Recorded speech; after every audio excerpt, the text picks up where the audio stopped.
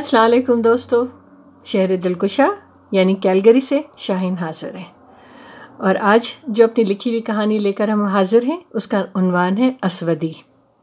سماعت فرمائیے۔ آپ سبوں نے اپنے بچپن میں اگلی ڈکلنگ کی کہانی اگر پڑھی نہیں بھی ہوگی تو سنی تو ضرور ہوگی۔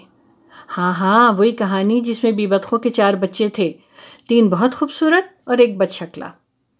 شکل کی بھی خوب کہی، بنانے والی ایک ذات اور شکلیں بھات بھات، کوئی گورا تو کوئی الٹا توا، کوئی سروقد تو کوئی جیسے بوٹے قد پر نازا، اور کوئی بے بسی کی تصویر بنا اپنے آپ پر ٹھگنے کا لیبل چسپاں کروا کر شرمندہ۔ بنانے والے نے بھی کیسی اور خوب تخلیق کی ہے۔ اب بھائی اس نے تو سب کو یکدلی اور یکسوئی سے بنایا ہے کہ وہ خالق ٹھہرا، یقیناً اس نے اپنی مخلوق سے محبت بھی یکساں ہی کی ہوگی، پر اس کی مخلوق کی نطق بے لگام کا کیا اپائے یا علاج ہے جو کلشن کوف کی طرح تڑ چلتی ہے اور دلوں کو چھلنی کر دیتی ہے۔ یہ تولے بھر کی زبان جب لاوا اگلتی ہے تو جلا کر خاکستر کر دیتی ہے، اور ایسے کہ اس کی تلخی کا نہ مداوا ہوتا ہے اور نہ مرہم۔ میں 2 بہنوں اور اکلوتے بھائی کے بعد آخری نمبر پر ہوں، یعنی چوتھی۔ بقول اماں کے پیٹ کی کھرچن تھی، جبھی کالی بھی۔ بڑی بہن شمائلہ، پھر بہن مہتاب اور بھائی آفتاب، اور پھر میں کلوٹی یعنی سبیحہ، بھائی سے 6 سال چھوٹی۔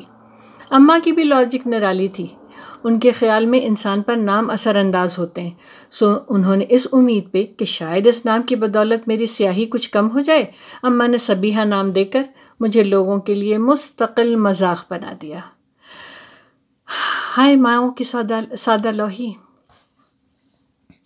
قصہ کوتا، اماں اور ان کا خاندان گورا چٹا تھا، اور میرا ددیال سانولا سلونا، جس کو عرف عام میں میٹھا رنگ اور بے درد لوگ دھڑلے سے کالا کہتے ہیں۔ میری دادی نے کنویں میں بانس ڈلوا کر اماں جیسی گوری چٹی بہو ڈھونڈی تاکہ ان کی اگلی نسل کی رنگت سنور جائے۔ بھاری تلائی سیٹ اور تگڑے مہر پر ابا کا اماں سے رشتہ طے ہوا۔ کچھ نانا کی مجبوری بھی آڑے آئی کہ 5 بیٹیوں کی قطار تھی اور بازو یعنی بیٹا کوئی نہ تھا۔ اماں عرصے تک ابا سے روٹھی رہیں، اور ابا ان کو مناتے اتنا جھکے کہ نابود ہی ہو گئے۔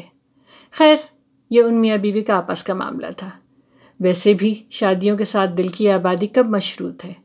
ان کے آپس کے تعلقات جتنے بھی نزاع میں رہے ہوں، پر ہم بچوں کے لیے دونوں ہی شفیق تھے۔ 3 بچوں نے جہاں اماں کا سر فخر سے بلند کیا، وہیں ابا کا سینہ بھی چوڑا ہوا کہ تینوں گورے تھے۔ میری باری پر جانے کس کا سایہ پڑا کہ میں رنگت اور طبیعت میں بالکل ابا پر چلی گئی۔ بقول اماں کے الٹا توا اور گھنی اور میسنی۔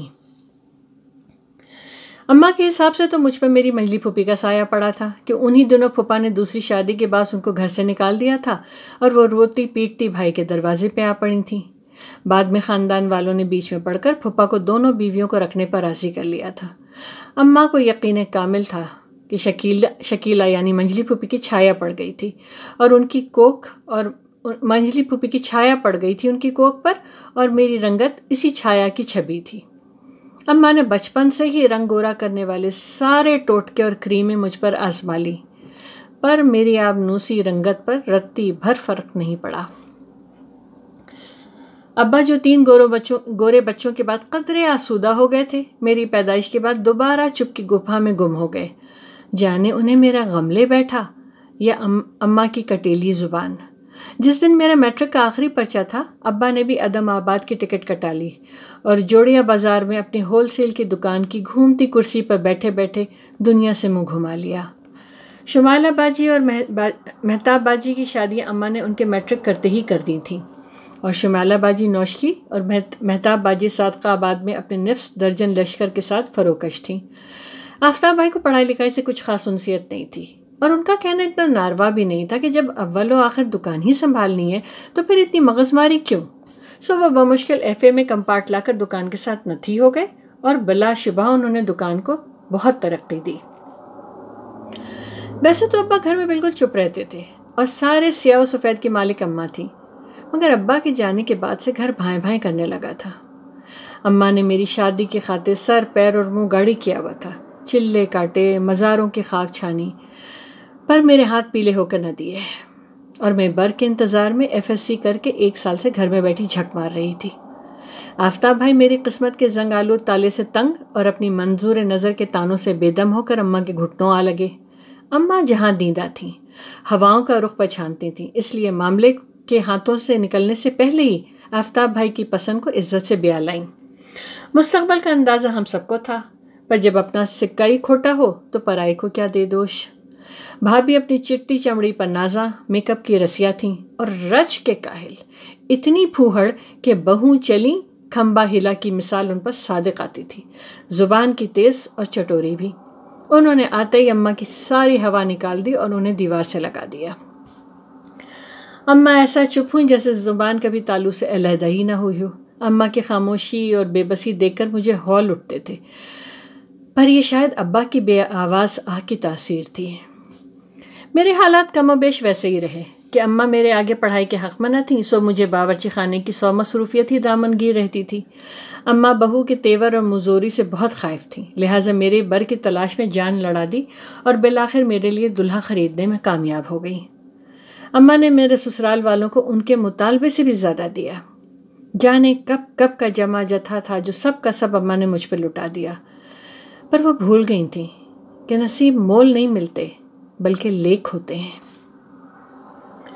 بھابھی کا مزاج ان دنوں جہنم کی خبر لاتا تھا اور زبان انگارے اگلتی تھی۔ اماں نے بھی کان لپیٹ کر مجھے سر سے اتار پھینکا تاکہ سکھ سے مر سکیں۔ میرے ہونے والے میاں فہیم سال قبل ہی مسقط گئے تھے۔ ان کی 2 بڑی بیاہی اور 2 چھوٹی کنواری بہنیں تھیں۔ میری سسرال واجبی شکل و صورت کی تھی، رنگت سب کی مجھ سے یقیناً بہتر تھی، پر نین نقش اوسط۔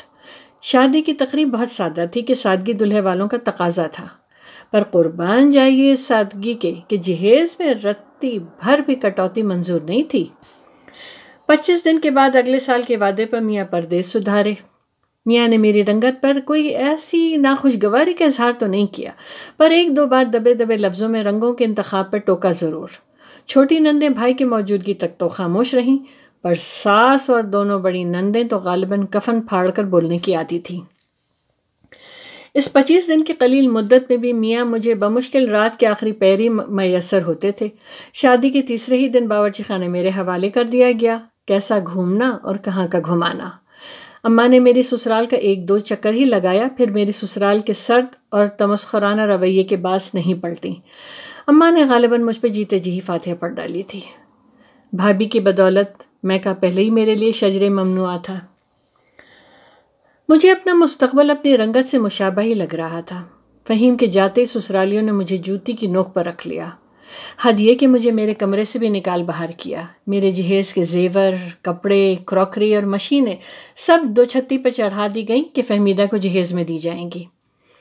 میں نے ہلکی سی صدائے احتجاج بلند کی تو میری بڑی نند نے مجھے بالوں سے گھسیٹ کر وہ 4 چوٹ کی مار ماری کہ میں 2 دن تک ہلدی چونے میں پتی پھرتی رہی۔ اس کے بعد تو میں ان سے ایسے کانپنے لگی جیسے بکری قصائی کی چھری سے۔ بڑی مشکل سے چھپ چھپا کے میاں کو خط میں صورتحال لکھی اور جواب میں صبر کا درس پڑھا۔ اس جوابی خط پر گھر میں وہ ہنگامہ مچا کہ پوچھیے مت۔ مجھ تک فہیم کا خط کبھی نہیں پہنچتا تھا، جانے وہ لکھتے بھی تھے کہ نہیں۔ فہیم سے میرا رابطہ منقطع تھا کہ خط کا جواب ہی نہیں آتا تھا، اور گھر کے فون پر تالا اور صورتحال نہ گفتہ۔ مرے پہ 100 در رہے۔ شادی کے 6 ماہ بعد ہی ایک رات اماں ایسا سوئیں، پھر اس رات کی سویر نہ ہوئی۔ تیجے کے دن ہی بھابھی صاحبہ نے صاف لفظوں میں مجھے جتلا دیا کہ بی بنو اب تمہارے یہاں کوئی نہیں، سو کبھی پلٹ کر بھی اس چوکھٹ پر مت دیکھنا۔ میری مثال بالکل آگے کنواں پیچھے کھائی جیسی تھی۔ مجھ پہ پورے گھر کی ذمہ داری، ساتھ ناقص خوراک اور برائے نام آرام۔ تنہائی سی تنہائی کہ سسرال میں کوئی منہ ہی نہیں لگاتا تھا۔ جو رنگ بھی پہنوں اس پہ بھپتی تیار۔ حالانکہ میرے نین نقش تیکھے تھے، بس رنگت شب دیجور جیسی تھی۔ زندگی سے دل اوب چکا تھا۔ مجھے لگتا تھا کہ میں بانڈڈ لیبر ہوں، زر خرید غلام۔ مجھے سمجھ بھی نہیں آتا تھا کہ لوگ غلاف کعبہ اور حجر اسود کو تو چوم چوم کر بے حال ہوئے جاتے ہیں، سر آنکھوں پہ رکھتے ہیں، حالانکہ وہ بھی سیاہ ہے۔ مانا وہ اللہ کی نسبت سے محترم ہے، پر سیاہ رنگت لوگ بھی تو اسی اللہ کی مخلوق ہیں۔ اس کی تخلیق ہونے کے ناطے اسی بے نیاز سے نسبت بھی تو رکھتے ہیں، پھر ان کی اتنی تحقیر، اتنی تذلیل کیوں؟ اللہ تو کہتا ہے کہ کسی کا دل نہ توڑو، کہ اس دل میں اللہ بستا ہے، پر اس کی بیشتر مخلوق تو دل کو روند کر پائمال کر دیتی ہے۔ اے میرے مولا، اتنا اندھیر، ایسی ناانصافی۔ خدا خدا کر کے فہمیدہ کی شادی طے ہوئی۔ اس شادی میں میری خوشی اور دلچسپی بس اتنی تھی کہ فہیم آئیں گے اور ان سے ملاقات ہوگی۔ وہ 8 دن کی مختصر ترین مدت پر آئے، مگر اس میں بھی اینٹھے رہے، مجھے سخت سستی سناتے رہے اور میں اپنا قصور ہی پوچھتی رہ گئی کہ ان کے جانے کا دن آ گیا، یعنی آئے بھی وہ، گئے بھی وہ، ختم فسانہ ہو گیا۔ ایک دن آصفہ میری چھوٹی نند کی 2 دوستیں آئی ہوئی تھیں، ان کو چائے دینے گئی تو میرے متعلق پوچھنے پر اس نے اپنی دوستوں سے مجھے بطور نوکرانی متعارف کروایا اور فقریہ کہا کہ بھیا کے لیے تو دلہن ڈھونڈ رہے۔ میرے تو دماغ کا فیوز ہی اڑ گیا۔ رات اماں کے سو جانے کے بعد میں ڈرتے ڈرتے آصفہ کے کمرے میں جا کر اس سے پوچھا کہ تم کیا کہہ رہی تھیں اپنے بھیا کی شادی کے متعلق؟ کہنے لگی ہاں، اماں کو ایک فیملی بہت پسند آئی ہے، کھاتے پیتے لوگ ہیں اور لڑکی بھی خوبصورت ہے، بھیا کو ملوایا تھا، بھیا نے منظوری دے دی ہے۔ میرا سر چکرانے لگا، ایسا کیسے ہو سکتا ہے؟ کہنے لگی لو، بھلا کیوں نہیں ہو سکتا؟ بھیا کی پہلی بیوی پولیو زدہ تھی، اس کو بھی تو بھیا نے طلاق دے دی تھی، تم بھی تو کالی توت ہو، اور اماں کہہ رہی تھیں کہ 2 سال ہونے والے ہیں شادی کو، ایک چوہیا تک تو جن نہ سکی اب تک۔ میں کھڑی سن رہی تھی، مجھے تنے کی طرح زمین میں کھڑا دیکھ کر اس نے مجھے اپنے کمرے سے ہاتھ پکڑ کر نکال دیا۔ مجھے اپنے کانوں پہ یقین نہیں آ رہا تھا کہ جو کچھ میں نے سنا ہے وہ صحیح ہے اور یہ ممکن بھی ہو سکتا ہے۔